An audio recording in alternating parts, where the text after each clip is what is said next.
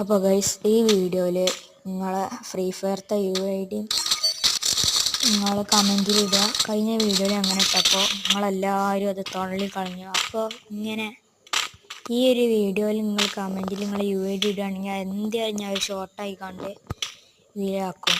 അപ്പോൾ എല്ലാവരും ഒന്ന് അയക്കുക. പിന്നെ ലൈക്കും സബ്സ്ക്രൈബ് ചെയ്യണം കേട്ടോ.